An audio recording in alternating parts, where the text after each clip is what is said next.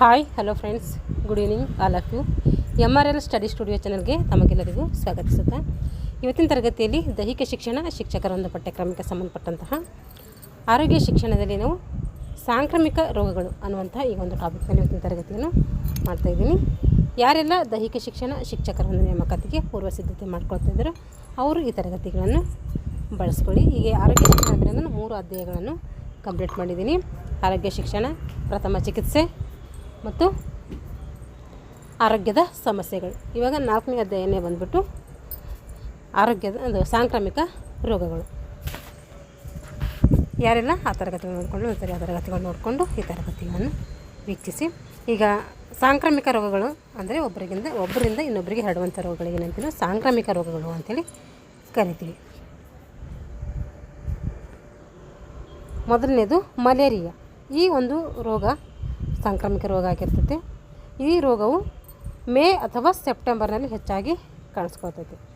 ಯಾವ ತಿಂಗಳಲ್ಲಿ ಕಾಣಿಸ್ಕೊಳ್ತದೆ ಅಂತ ಕೇಳ್ತಾರೆ ಎಕ್ಸಾಮಲ್ಲಿ.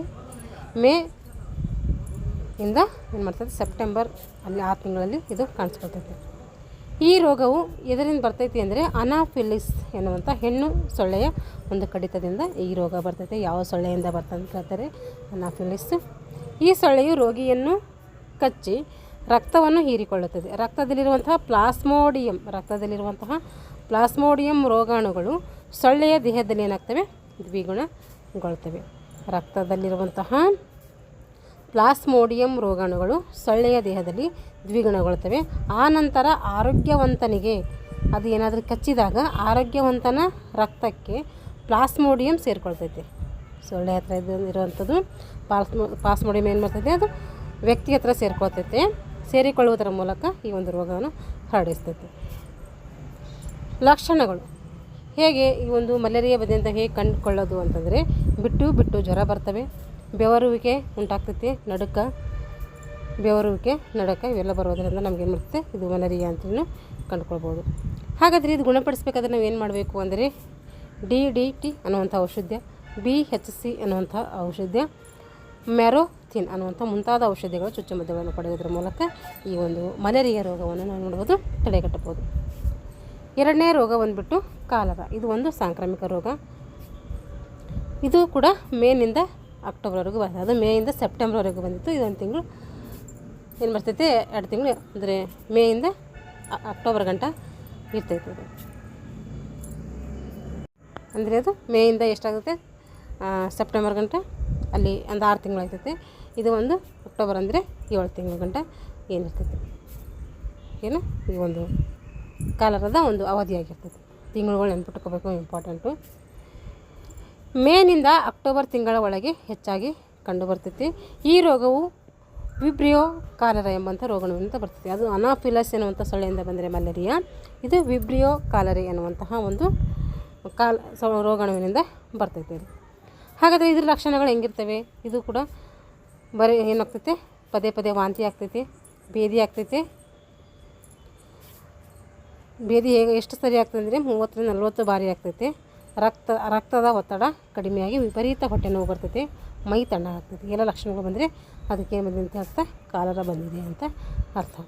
ಅಲ್ಲೇನು ಬರ್ತದೆ, ಮನೆಯದಕ್ಕೆ ಬಿಟ್ಟು ಜ್ವರ ಬರ್ತವೆ, ಮೈ ಬೆವರ್ತದೆ, ನಡುಗ್ತೈತೆ, ಚಳಿ ಜ್ವರ ಬರ್ತಾವೆ. ಅಲ್ಲಿ ಇದಕ್ಕೆ ಏನು ಬರ್ತೈತೆ, ವಾಂತಿ ಭೇದಿ ಆಗ್ತೈತೆ, ಮತ್ತು ರಕ್ತದೊತ್ತಡ ಕಡಿಮೆ ಆಗ್ತೈತೆ, ಹೊಟ್ಟೆ ನೋವು ಬರ್ತೈತೆ, ಮೈ ಏನಾಗ್ತೈತೆ, ತಣ್ಣಗಾಗ್ತೈತೆ. ಈ ರೋಗದ ಲಕ್ಷಣಗಳು ಕೊಟ್ಟಬೇಕು ಕೇಳ್ಬೋದು, ಅಬ್ಸರ್ವೇಷನ್ ಮಾಡಬೇಕು. ಈಗ ಹಾಗಾದರೆ ಇದು ಹೆಂಗೆ ನಿಯಂತ್ರಣ ಮಾಡ್ಕೊಳ್ಬೇಕು, ಕಲರ ಬಂದರೆ ಹೇಗೆ ನಿಯಂತ್ರಣ ಮಾಡ್ಕೋಬೇಕಂದ್ರೆ ನೋಡಿರಿ, ರೋಗಿಯ ಮಲಮೂತ್ರಗಳನ್ನು ಕ್ರೇಸಾಲ್ ದ್ರಾವಣ ಹಾಕಿರುವಂಥ ನೀರಿನಲ್ಲಿ ಹಾಕಿ 1-1.5 ಗಂಟೆ ಅದನ್ನು ಏನು ಮಾಡಬೇಕು, ನೆನೆಲಾಗಿ ಬಿಡಬೇಕು. ಆಮೇಲೆ ತೊಳಿಬೇಕು. 1-1.5 ಗಂಟೆ ನಂತರ ಅದನ್ನು ತೊಳಿಬೇಕಂತ ಹೇಳ್ತಾರೆ. ಅದು ತೊಳೆದಿರೋದೆಲ್ಲ ಚೆಲ್ಲಬೇಕು ಅಂತ ಅರ್ಥ. ಎಲ್ಲದ ದೂರ ಪ್ರದೇಶದ ಹೋಗಿ ಹೂಳಬೇಕು. ರೋಗಿಯ ಬಟ್ಟೆಯನ್ನು ಕ್ರೇಸಾಲ್ ದ್ರಾವಣದಲ್ಲಿ ಅದ್ದಿ 1 ಗಂಟೆಯ ನಂತರ ಬಿಸಿ ನೀರಿನಿಂದ ಕುದಿಸಿ ಸೋಪಿನಿಂದ ಒಗಿಬೇಕು. ನೋಡಿ, ಎರಡೂ ಕೊಟ್ಟಿದ್ದಾರೆ. ಏನು ಮಾಡಿದ್ದಾರೆ, ರೋಗಿಯ ಮಲಮೂತ್ರಗಳನ್ನು ಕ್ರೇಸಾಲ್ ದ್ರಾವಣ ಹಾಕಿರುವ ನೀರಿನಲ್ಲಿ ಹಾಕಿ 1-1.5 ಗಂಟೆ ನಂತರ ಅದನ್ನು ಹೂಳಬೇಕು. ರೋಗಿಯ ಬಟ್ಟೆಯನ್ನು ಕ್ರೇಸಾಲ್ ದ್ರಾವಣದಲ್ಲಿ ಅದ್ದಿ ಅದನ್ನು 1 ಗಂಟೆಯ ನಂತರ ಬಿಸಿ ನೀರಿನಿಂದ ಕುದಿಸಿ ಚೆನ್ನಾಗಿ ಸೋಪಿನಿಂದ ತೊಳಿಬೇಕು. ಎಲೆಕ್ಟ್ರಾಲ್ ಅಂದರೆ ನಿಂಬೆ ರಸದ ನೀರು, ಮತ್ತು ಮಜ್ಜಿಗೆ, ಎಳೆನೀರುಗಳನ್ನು ಹೆಚ್ಚಾಗಿ ರೋಗಿಗೆ ಕೊಡಬೇಕು. ಏಕೆಂದರೆ ವಾಂತಿ ಭೇದಿಯಾಗಿ ನಿಶಕ್ತಿಯಾಗಿರ್ತದಲ್ಲ, ಅದಕ್ಕೆ ಎಲ್ಲ ದ್ರವ ಪದಾರ್ಥಗಳನ್ನು ನೀಡಬೇಕು. ಈಗ ಕ್ಷಯ ಕೂಡ ಒಂದೇನು, ಇದು ಒಂದು ಸಾಂಕ್ರಾಮಿಕ ರೋಗ ಆಗಿರ್ತೈತೆ. ಕ್ಷಯ ಇದು ಶ್ವಾಸಕೋಶಕ್ಕೆ ಸಂಬಂಧಿಸಿದಂಥ ಒಂದು ಕಾಯಿಲೆ ಆಗಿರ್ತದೆ. ಶ್ವಾಸಕೋಶಕ್ಕೆ ಬರ್ತದೆ. ಇದು ಮೈಕ್ರೋಬ್ಯಾಕ್ಟೀರಿಯಾ ಟ್ಯೂಬರ್ಕ್ಯುಲೋಸಿಸ್ ಈ ಒಂದು ರೋಗಗಳಿಂದ ಬರ್ತೈತಿ. ಅದು ಇದರಿಂದ ಬಂದಿತ್ತು ಮಲೇರಿಯಾ, ಅನಾಫಿಲಸ್ ಸೊಳ್ಳೆಯಿಂದ ಬಂದಿತ್ತು. ಇದು ಕಾಲರಾ, ವಿಬ್ರಿಯೋ ಕಾಲರಾ ಎನ್ನುವಂಥದ್ದು ಬ್ಯಾಕ್ಟೀರಿಯಾದಿಂದ ಬಂದಿತ್ತು. ಇದು ಇದರಿಂದ ಬರ್ತೈತೆ ಮೈಕ್ರೋಬ್ಯಾಕ್ಟೀರಿಯಾ ಟ್ಯೂಬರ್ಕ್ಯುಲೋಸಿಸ್, ಇದರಿಂದ ಈ ಒಂದು ಕ್ಷಯ ಬರ್ತೈತೆ. ರೋಗಾಣು ರೋಗಿಯ ಕೆಮ್ಮಿನ ಸೀನಿನ ಮೂಲಕ ತೀವ್ರವಾಗಿ ಹರಡ್ತೈತಿ. ಕೆಮ್ಮುವುದರ ಮೂಲಕ, ಸೀನೋದರ ಮೂಲಕ ಹರಡ್ತೈತಿ ಒಬ್ಬರಿಂದ ಇನ್ನೊಬ್ಬರಿಗೆ. ಇದಕ್ಕೆ ಟ್ಯೂಬರ್ಕ್ಯುಲಿನ್, DPD, ಪ್ಯೂರಿಫೈಡ್ ಪ್ರೋಟೀನ ಡಿರೈವೇಟಿನ್ ಪರೀಕ್ಷೆಯಿಂದ ಈ ಕ್ಷಯ ರೋಗವನ್ನು ತಡೆಗಟ್ಟಬಹುದು ಅಥವಾ ಬಂದಿದೆ ಅಂತೇಳಿ ತಿಳ್ಕೊಬೋದು. ಇದರಿಂದ ಟ್ಯೂಬರ್ಕ್ಯುಲಿನ್, DPD, ಪ್ಯೂರಿಫೈಡ್ ಪ್ರೋಟೀನ ಡಿರೈವೇಟಿನ್ ಪರೀಕ್ಷೆಯಿಂದ ಏನು ಮಾಡ್ಬೋದು, ನಾವು ಕ್ಷಯ ರೋಗವನ್ನು ಪತ್ತೆ ಮಾಡ್ಬೋದು. ಈಗ ವಿಷಮಶೀತ ಜ್ವರ, ಟೈಫಾಯ್ಡ್ ಅಂತೇಳಿ ಕರಿತೀವಿ ಇದಕ್ಕೆ. ಈ ರೋಗವು ವಿಷಮಶೀತ ರೋಗಾಣುಗಳಿಂದ ಹರಡ್ತೈತೆ. ರೋಗಾಣುಗಳು ರೋಗಿಯ ಮಲಮೂತ್ರಗಳಲ್ಲಿ ಹೊರಬೀಳ್ತೈತೆ. ಇದು ಮಲಮೂತ್ರಗಳಿಂದ ಇದು ಹೊರಬೀಳ್ತೈತೆ. ನೊಣಗಳು ಈ ರೋಗಾಣುಗಳನ್ನು ಹರಡುವ ವಾಹಕಗಳಾಗಿರ್ತವೆ. ಇಲ್ಲಿ ಅವು ನೊಣಗಳೇನಾಗಿರ್ತವೆ, ನೊಣಗಳ ಮೂಲಕ ಈ ಒಂದು ರೋಗ ನಮಗೆ ಬರ್ಬೋದು. ನೀರು, ಹಾಲು, ಕಲುಷಿತ ಆಹಾರ ಈ ರೋಗಗಳನ್ನು ಹರಡಿಸುವ ಪದಾರ್ಥಗಳಾಗಿರ್ತವೆ. ನೋಡಿರಿ, ನೀರು, ಹಾಲು, ಕಲುಷಿತ ಆಹಾರ ಈ ರೋಗವನ್ನು ಹರಡಿಸುವ ಪದಾರ್ಥಗಳು. ಈ ರೋಗವು 3 ರಿಂದ 4 ವಾರಗಳವರೆಗೆ, ಅಂದರೆ 1 ಮಂತ್ ಗಂಟ ಇರ್ತೈತೆ. ವಿಷಮಶೀತ ಜ್ವರ ವಿರುದ್ಧ ನಾವೇನು ಮಾಡಬೇಕಂದ್ರೆ ಇನ್ಕ್ಯುಲೇಷನ್ ಮಾಡಿಸ್ಕೊಳ್ಬೇಕು.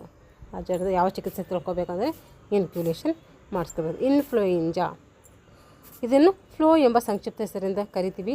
ಈ ರೋಗಕ್ಕೆ ಕಾರಣ ಏನಂದರೆ ಕಲುಷಿತ ವಾತಾವರಣ.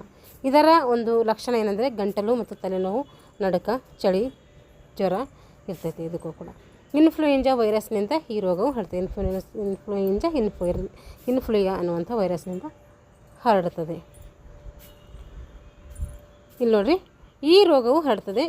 ಈ ರೋಗ ಗಾಳಿಯ ಮೂಲಕ ಹಾಗೂ ರೋಗಿಯ ನೇರ ಸಂಪರ್ಕದಿಂದಲೂ ಕೂಡ ಈ ರೋಗಗಳು ನಮಗೆ ಬರ್ತವೆ. ಇದನ್ನು ಇತ್ತೀಚೆಗೆ ಡೆಂಗು ಮತ್ತು ಚಿಕನ್ ಗುನ್ಯಾ ಎಂಬ ರೋಗಗಳು ತೀವ್ರವಾಗಿವೆ.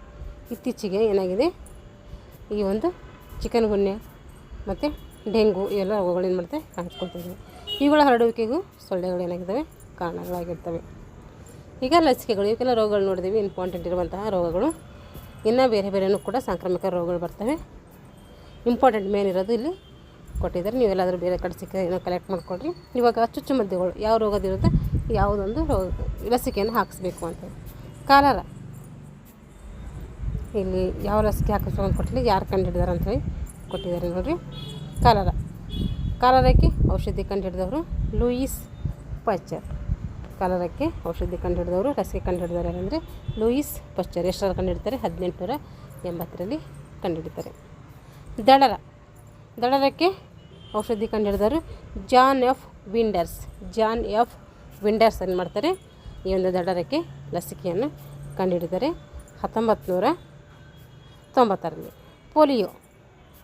ಪೋಲಿಯೋವನ್ನು ಕಂಡುಹಿಡಿದವರು ಯಾರು, ಪೋಲಿಯೋ ಲಸಿಕೆಯನ್ನು ಕಂಡುಹಿಡಿದವರು ಯಾರು, ಜಾನ್ ಇ ಸ್ಕಾಲ್ ಅವರು ಏನು ಮಾಡ್ತಾರೆ, ಪೋಲಿಯೋಗೆ ಲಸಿಕೆಯನ್ನು ಕಂಡುಹಿಡಿದ್ದಾರೆ 1952ರಲ್ಲಿ. ಹುಚ್ಚುನಾಯಿ ಕಡಿತಕ್ಕೆ ಔಷಧಿ ಕಂಡುಹಿಡಿದವರು ಲೂಯಿ ಪಶ್ಚರ್. ಹುಚ್ಚುನಾಯಿ ಕಡಿತದ ನಮಗೆ ಯಾವ ರೋಗ ಬರ್ತದೆ, ರೇಬಿಸ್ ಎನ್ನುವ ರೋಗ ಬರ್ತದೆ. ಅದಕ್ಕೆ ಲಸಿಕೆ ಕಂಡುಹಿಡಿದರೆ ಅಂದರೆ ಲೂಯಿಸ್ ಪಶ್ಚರ್ 1860ರಲ್ಲಿ ಕಂಡುಹಿಡ್ತಾರೆ. ಸಿಡುಬು ರೋಗಕ್ಕೆ ಲಸಿಕೆ ಕಂಡುಹಿಡಿದರು ಎಡ್ವರ್ಡ್ ಜೆನ್ನರ್. ಸಿಡುಬು ರೋಗಕ್ಕೆ ಲಸಿಕೆ ಕಂಡುಹಿಡಿದರು ಎಡ್ವರ್ಡ್ ಜೆನ್ನರ್ 1786ರಲ್ಲಿ ಕಂಡುಹಿಡಿತಾರೆ. ಸಾಂಸರ್ಗಿಕ ವಿಷಮಶೀತ ಜ್ವರ ಜೆ ನಿಕೋಲೆ ಅವರು ಕಂಡುಹಿಡಿತಾರೆ 1909ರಲ್ಲಿ. ಕ್ಷಯಕ್ಕೆ ಲಸಿಕೆ ಕಂಡುಹಿಡಿದವರು ಯಾರು ಅಂತಂದರೆ ಅದು ಲಿಯನ್ ಕಾಲ್ಮೇಟ್ ಅಥವಾ ಕ್ಯಾಮಿಲ್ ಗ್ಯೂರಿನ್ ಅಂತೇಳಿ ನಾವು ಕರಿತೀವಿ. 1927ರಲ್ಲಿ ಏನು ಮಾಡ್ತಾರೆ ಇವರು, ಇದಕ್ಕೆ ಕ್ಷಯ ರೋಗಕ್ಕೆ ಲಸಿಕೆಯನ್ನು ಕಂಡುಹಿಡಿತಾರೆ. ವೈದ್ಯಕೀಯ ಸಂಶೋಧನೆಗಳು, ಏನು ಸಂಶೋಧನೆ ಅಂದರೆ ಇ ಸಿ ಜಿ ಯಾರು ಕಂಡುಹಿಡಿದರು, ಇ ಸಿ ಜಿ ಅಂದರೆ ಈ ಹಾರ್ಟ್ ಟೆಸ್ಟ್ ಮಾಡ್ತಾರಲ್ಲ ಅದಕ್ಕೆ ಇ ಸಿ ಜಿ ಎಲೆಕ್ಟ್ರೋಕಾರ್ಡಿಯೋಗ್ರಾಫಿ ಅಂತೇಳಿ ಕರಿತೀವಿ.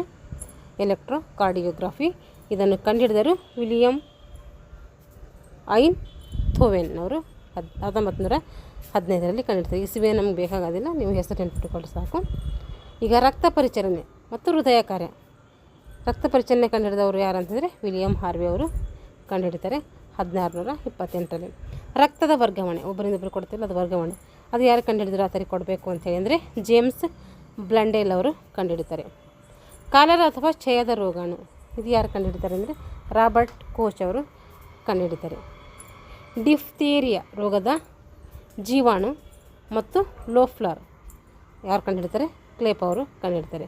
ಹಳದಿ ಜ್ವರದ ಕಾರಣ ಯಾಕೆ ಹಳದಿ ಜ್ವರ ಬರ್ತದಕ್ಕೆ ಕಾರಣ ಕಂಡುಹಿಡಿದವರು ರೀಡ್ ಅವರು. ಇಸ್ವಿಗಳನ್ನ ಹೇಳ್ತಾ ಇಲ್ಲ, ನೀವು ಬೇಕಾದರೆ ಮೆನ್ಷನ್ ಮಾಡಿಕೊಡ್ರಿ. ಇವಾಗ ರಕ್ತದ ಪರಿಚಲನೆ ಕಂಡುಹಿಡಿದರೆ ವಿಲಿಯಂ ಹಾರ್ವೆ. ರಕ್ತದ ಗುಂಪು ಕಂಡುಹಿಡಿದವರು ಯಾರು? ಕಾರ್ಲ್ ಸ್ಟಿನರ್ ಅವರು. ಹೃದಯ ಶ್ವಾಸಕೋಶ ಯಂತ್ರ, ಇದು ಜಾನ್ ವೆನ್ ಶಾಮ್ ಗಿಬ್ಬನ್ ಅವರು ಕಂಡುಹಿಡಿತಾರೆ. ಸ್ಟೆಥೋಸ್ಕೋಪ್ ಯಾರು ಕಂಡುಹಿಡಿತಾರೆ? ರೆನೆ ಲೆನೆಕ್ ಅವರು ಕಂಡುಹಿಡಿತಾರೆ. ಮಲೇರಿಯಾ ಜೀವಾಣು, ಇದನ್ನು ಕಂಡುಹಿಡಿದವರು ಎ ಲಾವೆರನ್. ಸಿಗ್ಮೋ ಮ್ಯಾನೋಮೀಟರ್ ಯಾರು ಕಂಡುಹಿಡಿದರು? ಸಿಪಿಯನ್ ರಿವಾ ರೋಕಿ ಅವರು. ಪೆನ್ಸಿಲಿನ್ ಕಂಡುಹಿಡಿದವರು ಅಲೆಕ್ಸಾಂಡರ್ ಫ್ಲೆಮಿಂಗ್. ನಮಗೆ ಹೋಗಿದ್ರೆ ಜಾಸ್ತಿ ರಿಪಿಟೇಷನ್ ಮಾಡಬೇಕು, ಏಕೆಂದರೆ ಇದ್ರ ಮೇಲೆ ಕ್ವಶನ್ಗಳು ಬರ್ತವೆ, ಹಾಗಾಗಿ ಚುಚ್ಚುಮದ್ದುಗಳ ಬಗ್ಗೆ ನಮಗೆ ನೆನಪಿರಬೇಕು. ಇವಾಗ ಇನ್ಸುಲಿನ್ ಯಾರು ಕಂಡುಹಿಡಿದರು? ಎಫ್ ಬಂಟಿಂಗ್ ಅವರು ಕಂಡುಹಿಡಿತಾರೆ. ಕಿಡ್ನಿ ಯಂತ್ರ ಯಾರು ಕಂಡುಹಿಡಿದರು? WJ ಕೋಲ್ಟ್ ಅವರು ಕಂಡುಹಿಡಿತಾರೆ. ಅಲ್ಟ್ರಾಸೌಂಡ್ ಸ್ಕ್ಯಾನರ್, ಎಕ್ಸ್ರೇ ಮಾಡಿಸ್ತೇವಲ್ಲ, ಅದು ಯಾರು ಕಂಡುಹಿಡಿದಾರೆ ಅಂದರೆ ಎನ್ ರೊನಾಲ್ಡ್ ಅವರು ಕಂಡುಹಿಡಿತಾರೆ. ಮಾನವನ ಹೃದಯ ಕಸಿ ಮಾಡುವುದನ್ನು ಕಂಡುಹಿಡಿದರೆ ಯಾರಂದರೆ ಡಾಕ್ಟರ್ ಕ್ರಿಶ್ಚಿಯನ್ ಬರ್ನಾರ್ಡ್ ಅವರು ಕಂಡುಹಿಡಿತಾರೆ. ಇಷ್ಟೇನಾಯಿತು ಸಾಂಕ್ರಾಮಿಕ ರೋಗಗಳು ಮತ್ತು ಅದಕ್ಕೆ ಸಂಬಂಧಪಟ್ಟಂತಹ ಲಸಿಕೆಗಳು, ಅದು ಕಂಡುಹಿಡಿದಂತಹ ವ್ಯಕ್ತಿಗಳ ಬಗ್ಗೆ ಏನು ಮಾಡಿದ್ವಿ ನಾವು ಸಂಕ್ಷಿಪ್ತವಾಗಿ ತಿಳ್ಕೊಂಡಿದ್ದೀವಿ. ಇವಾಗ 5ನೇ ಅಧ್ಯಾಯ ಏನಿದೆ ಅದನ್ನು ಇಲ್ಲಿ ಹೇಳ್ತೀನಿ ನೋಡಿರಿ. ಇದು ಇಲ್ಲಿ ಬೇಡ, ಇನ್ನೊಂದು ಲೆಸನ್ ಮಾಡ್ತೀನಿ, ಅದಕ್ಕೆ ಇನ್ನೊಂದು ಲೆಸನ್ ಮಾಡಿ ಅಲ್ಲಿ ಹೇಳ್ತೀನಿ. ಯಾಕೆಂದರೆ ತುಂಬ ಇರ್ತದೆ ವಿಷಯ ಇದರಲ್ಲಿ ಹೇಳಬೇಕಾದ್ರೆ, ಜಾಸ್ತಿ ದಿನ 5ನೇ ಲೆಸನ್ ಮುಗಿಸ್ಬೇಕು. ಹಾಗಾಗಿ ನೆಕ್ಸ್ಟ್ ಕ್ಲಾಸ್ ಮಾಡ್ತೀನಿ. ಅದ್ಮೇಲೆ ಯಾರೆಲ್ಲ ನಮ್ಮ ಚಾನಲ್ನ ಸಬ್ಸ್ಕ್ರೈಬ್ ಮಾಡಿಕೊಂಡು ವಿಡಿಯೋವನ್ನು ವಾಚ್ ಮಾಡಿ, ಇಷ್ಟ ಆಗಿದರೆ ಲೈಕ್ ಆ್ಯಂಡ್ ಶೇರ್ ಮಾಡಿ ಅಂತ ಹೇಳ್ತಾ ಎಲ್ಲರಿಗೂ ಧನ್ಯವಾದಗಳು.